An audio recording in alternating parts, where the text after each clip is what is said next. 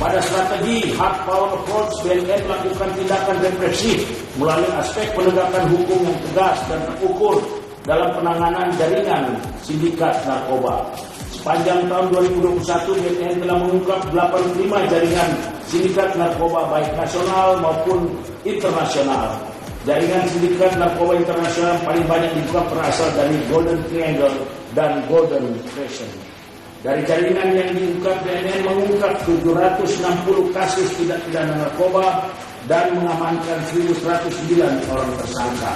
Barang bukti narkoba yang disita pada tahun 2021 adalah 3,31 ton metamfetamin atau sabu, 115,1 ton ganja, 50,5 hektar lahan ganja, dan 191.575 butir ekstasi. Dalam pengungkapan kasus tindak pidana narkotika, BNN juga mengungkap kasus tindak pidana pencucian uang (TPPU) yang berasal dari kejahatan narkotika. Dari 14 kasus TPPU yang diungkap dan 16 orang tersangka yang diamankan, BNN telah menyita barang bukti TPPU berupa aset dan uang tunai sebesar 108,3 miliar rupiah.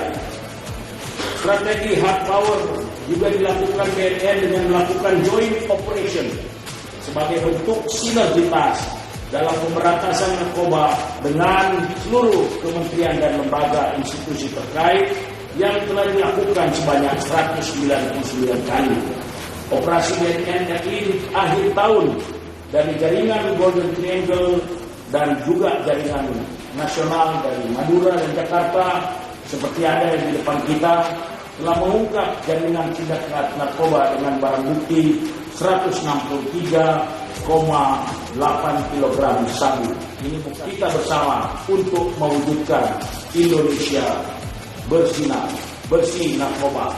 War on drugs. Itu bentuk dukungan dari Pak Iksan dan kawan-kawan.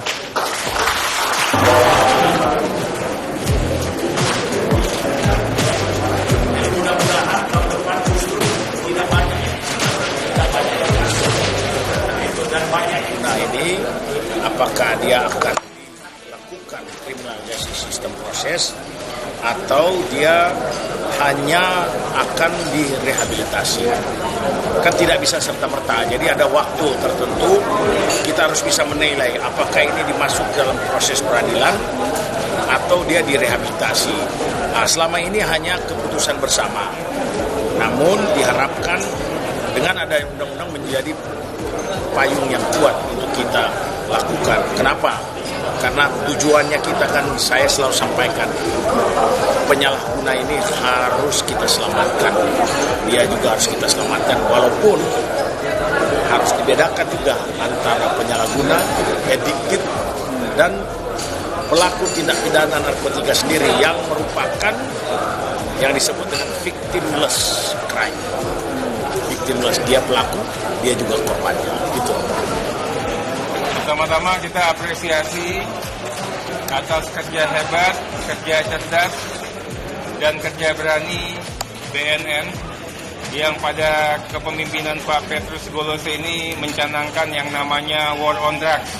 Itu tidak hanya dalam kata-kata, tapi diejawantahkan dalam segala perbuatan dan giat-giat, baik pencegahan maupun pemberantasan dalam konteks P4GN yang dilakukan oleh teman-teman di BNN.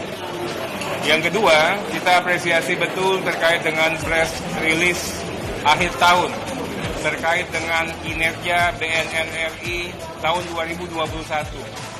Ini memperlihatkan sebagai wujud pertanggungjawaban kerja-kerja hebat Badan Narkotika Nasional di mata publik.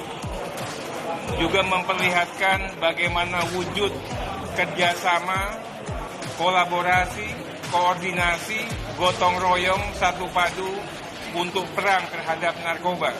BNN kali ini tidak hanya menjual dirinya sendiri, tapi bersama-sama dengan semua stakeholder. Ada teman-teman dari Polri hadir, ada teman-teman dari Kumham, teman-teman dari Bakamla, teman-teman dari berbagai kementerian dan lembaga. Ini memperlihatkan bagaimana kepemimpinan Pak Petrus mampu menjadikan BNN sebagai leading sector, sebagai koordinator atas kerja-kerja P4GN-nya.